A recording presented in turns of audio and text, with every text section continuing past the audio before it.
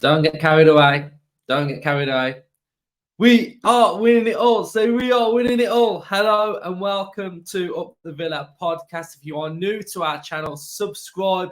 Get on this journey with us. Let's have a like target on this video. Let's go big. Let's go 800 likes on this video. And get involved in the comment section down below. So a favor from me is if you are a Villa fan and you watch our content, please subscribe to this channel. It helps me out massively and we're in for an absolute treat. So thank you everybody who watches and enjoys this content. So what a game yesterday. What a game that was against Lazio. Absolutely phenomenal stuff from Villa. Stuff I've dreamed of watching Villa do. And yes, it is only pre-season, but we've had an absolutely fantastic pre-season. I feel like I've watched a proper pre-season. And what I mean by that is I'm seeing what's happening on a training pitch transpire to what's happening on a football pitch. I'm seeing an adaptation of last season, and I'm seeing that coming into fruition this season in pre-season as well. So absolutely amazing. We've done quite a few episodes in detail on the shape of the team. That hasn't changed. It is the 3-2-4-1. It is the 5-3-2 defending a mid to low block. So tactically, we are transitioning between those two formations, but the one that has got me excited the most, and this is massive, and we saw the benefits of this against Lazio, and it is the 4-4-2 press.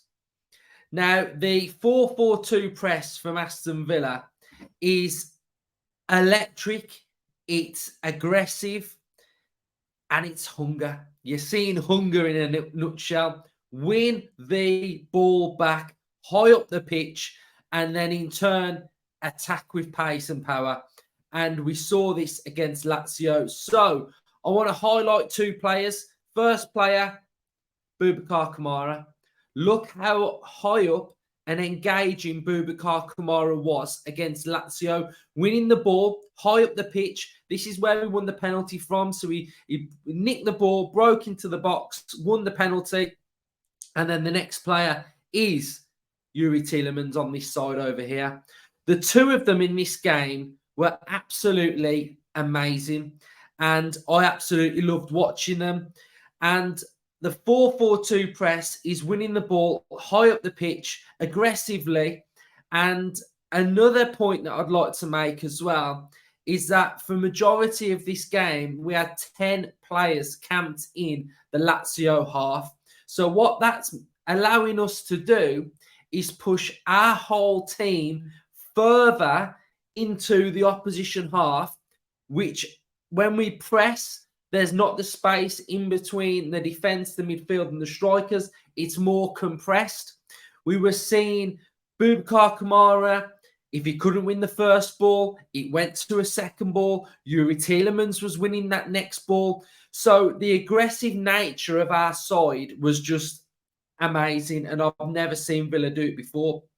And we see teams like Liverpool, Man City adopting those tactics as well, and that's how they win the ball back quickly and put you under pressure. If we look at this little moment here, we've got one player, two players, 3, 4, 5, 6, 6 players hungry, all in and around Lazio.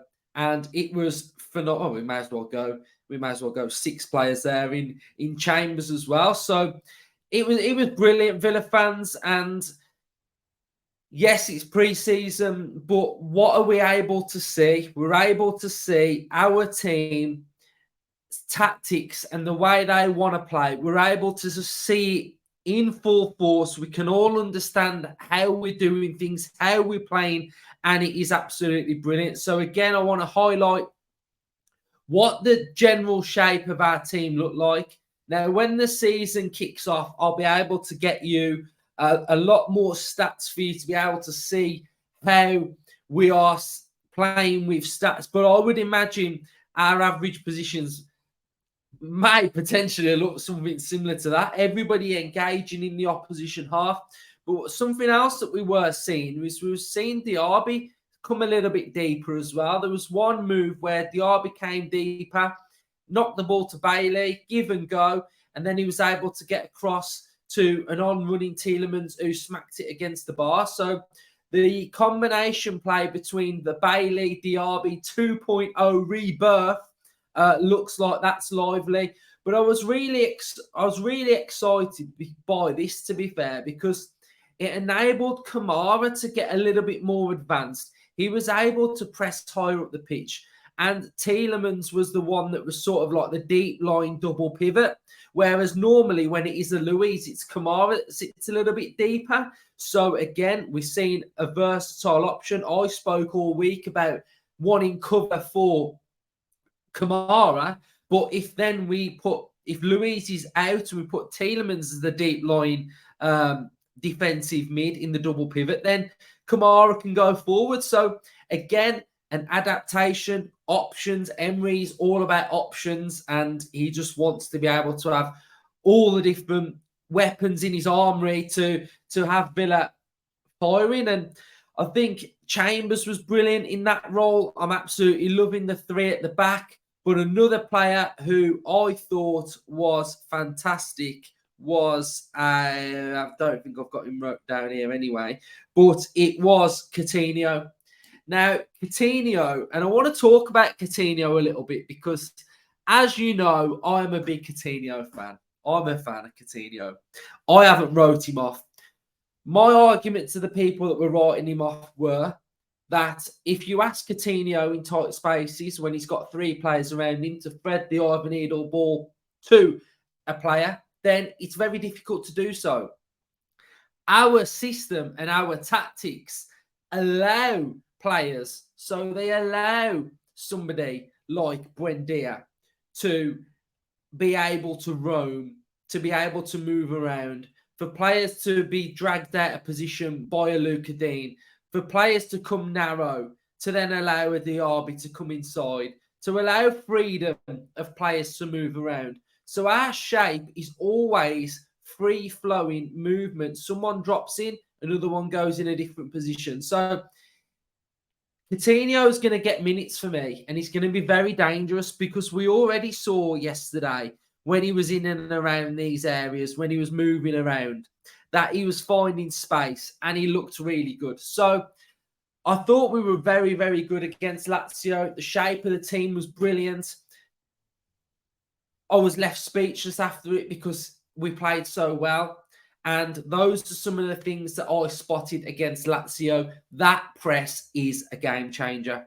So we turn our attention to Valencia, who Emery is seen pretty much as a god in Valencia. So he's going to be looking forward to be going back to Valencia. Another tough game. It's going to be interesting to see who starts that game, what the partnerships are like. McGinn, I expect to start. Luiz to start. Maybe Archer. Cash to start. Mings to start. So I think this game was quite well planned because it shows that the Thursday to Saturday, Sunday vibe of what we're going to be seeing this season. So I'm excited to see the game again, how we play, how we develop. And I'm just absolutely loving Villa at the minute. So can't wait for it. So next week, we will have our full match content. Basically, our bread and butter Up the Villa podcast. If some of you are new and you haven't seen our weekly content, it will pretty much go as follows. Next week, we're going to be having our season preview, season predictions. I'm on the overlap on Monday. Then on Tuesday, we've got match preview. We've got predicted lineup. We've got opposition previews. We've got Unai Emery's press conference. We will have a brand new concept coming on Friday as well, fully interactive for you guys to get involved with. We've then got fan cams, match reaction, player ratings, debrief, And then we churn over into Everton and we do the same again every single week leading until the end of the season. So plenty of content for you. We're trying to go up levels. We are pushing. We are striving to be better. And we are going to do so. So cheers, everybody, for watching. Subscribe if you're new. Up the Villa.